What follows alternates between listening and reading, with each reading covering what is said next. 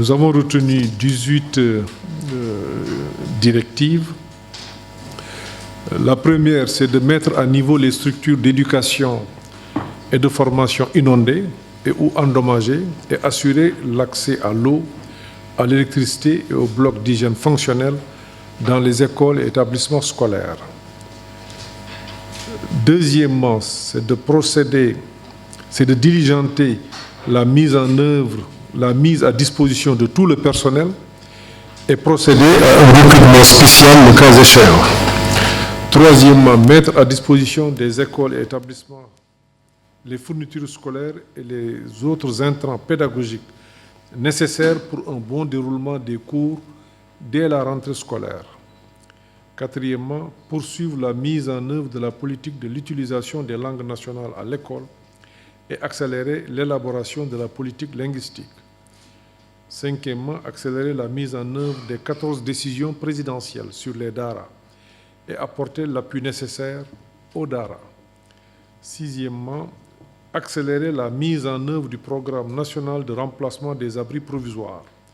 Septièmement, accélérer la mise en œuvre d'un programme national de modernisation des établissements scolaires publics en accordant une priorité aux anciennes écoles.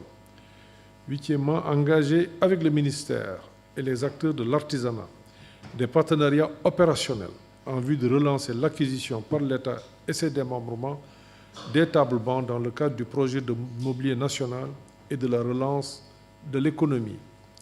Neuvièmement, achever dans les meilleurs délais l'exécution des différents programmes et projets inscrits dans la loi de finances pour l'année 2023 en mode fast-track. Dixièmement, finaliser et mettre en œuvre la stratégie d'orientation des 30% d'élèves issus du cycle fondamental dans la formation professionnelle et technique. Onzièmement, faire évoluer les modes et méthodes d'enseignement et de formation par l'intégration systématique du numérique dans les enseignements et apprentissages. Douzièmement, poursuivre et améliorer l'exécution d'un plan de transformation digitale de l'administration afin d'accentuer la célérité, l'efficacité. 13. Déployer toutes les actions nécessaires pour la prise en charge des questions liées à l'état civil, à la lutte contre les violences en milieu scolaire et à la protection des couches vulnérables. 14. Accélérer et finaliser la révision des curricula.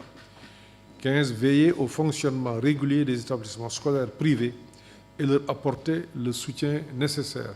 Oui, Madame, les mesures vont être prises en relation avec le ministère des Finances pour appuyer les établissements privés, notamment avec l'amélioration de la subvention.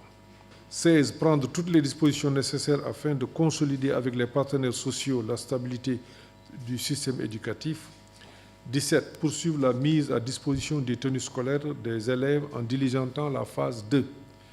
Enfin, 18. Rendre effectif le transfert des budgets de fonctionnement destinés aux écoles élémentaires.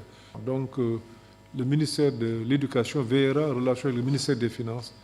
Aujourd'hui qu'on est en train de faire le budget, qu'on avance un peu dans la déconcentration.